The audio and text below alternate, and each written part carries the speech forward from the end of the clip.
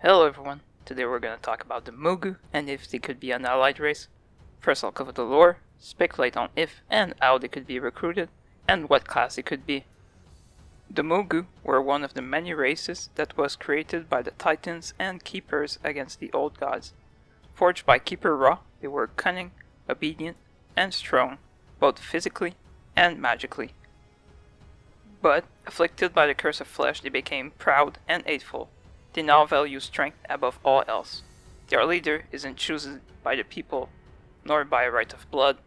The leader is the one that proves that he is the strongest among the Mogu. When a Mogu killed the warlord, all of his bloodline must be killed with it. The Mogu were in search of a master as strong as their previous one, Keeper Ra, who had been silent for so long. They found this master in Li Chen, now known as the Thunder King. He went in search of the Titan Keeper with his own legion. When he returned, he had the power of lightning, defeating all of his rivals. He soon became emperor and started to enslave the Pandaren, believing that they should serve the Mogu, as the Mogu served the Titans. For them, the other races were below them. Mighty walls and statues were created under the rules of the Mogu by their slaves, until their reign came to an end. Most Mogu emperor didn't like the Pandaren, didn't have a single right, until Emperor Cao reformed the law on the slaves, allowing them to read, write, and create their own school. A statue of his is still in Jade Forest, while most of the other Mogu statues are now destroyed. Not long after Emperor Cao's reign ended, came the last emperor, Lao Fe, who was brutal, cruel, even by Mogu standard. He loved separating Pandaren families, sending the slaves that displeased him to the Serpent Spine, to die against the Mentid Swarm. Until, one day, he sent Kang's son there. Grieving his son, all he would wear would be black. In a moment of clarity, he saw that the Mogu were weak. Yes, they had weapon and magic, but they relied too much on their slave to do anything. Kang then started to train along other Pandaren in a style of combat that wouldn't require weapon. He became the first monk. The rebellion started, and it would end the Mogu Empire. No longer led by an emperor, the Mogu got back to their old ways and started fighting each other again. They deserted Pandaria and would be seen for centuries. The emperors and warlords that were killed got buried in two shed burial ground by Pandaren. After a few hundred years, Mogu Scout, united under Xin, the Weapon Master, came back to Pandaria. However, he was killed before he could do any serious damage. In revenge, the Mogu sent an army alongside the Zandalari trolls. Completing an old prophecy, the troll resurrected Li Chen, the Thunder King. He too was killed by the Horde and Alliance. Now, why would they join the Horde or the Alliance or both? I have two theories. Mogu value strength above all else. We've defeated one of their warlords, Xin the Weapon Master, and their first emperor. In battle for Azeroth, we will deal with their closest ally, the Zandalari trolls.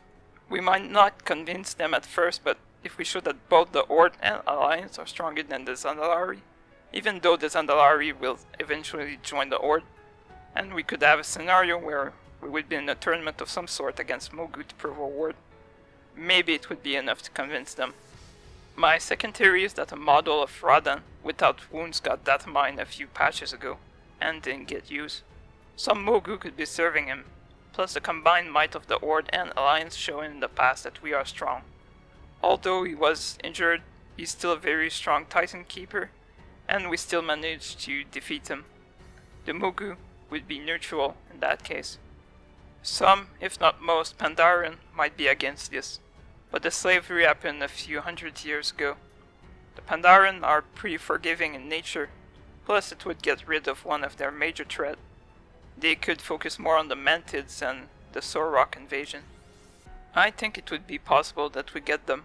They've been painted pretty much as evil so far, but like I said, they're easy to impress. In theory. They also have both male model, which use the Draenei skeletons, and female model, which use the female Worgen skeletons. Now for the classes, they could be warrior, of course. I don't see Pally being possible. I don't see DK being possible either. For now, maybe if both are raced new Death Knight, but for now I would say no. Hunter, of course, their pet would be a Terracotta, those dog that we see in Pandaria. I think Shaman would be extremely likely, although Di Chen wasn't a Shaman.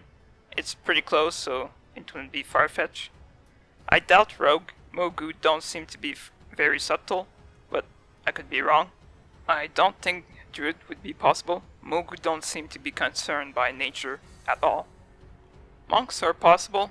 It would be ironic if they could be, but at the same time it would show that some Mogu learned from the other races they considered lesser before, and it would show a nice development for the race as a whole.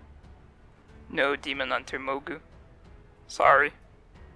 Well, not sorry. At the moment, every races can be priest, so I'm gonna say yes, but I don't see any connection to the light. But they do have Spirit Binder, which is close to a Shadow Priest, so definitely possible. I would say yes for the mage. They already have Arcanist, which is basically an Arcane mage, so for me it's a yes.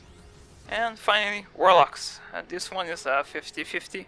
They have Necromancer, who have similar spell, but for me Necromancer should be their own class. Maybe I'll do a video on them one day. But anyway, Mogu don't really have any direct connection to Fel Magic. I'll leave that one up to you. I hope you liked this video. If you did, click on the like, it really helps me out. Don't forget to comment, and if you want to see more video of this channel in the future, click that sub and hit that bell. Have a good day, and I'll see you in the next one.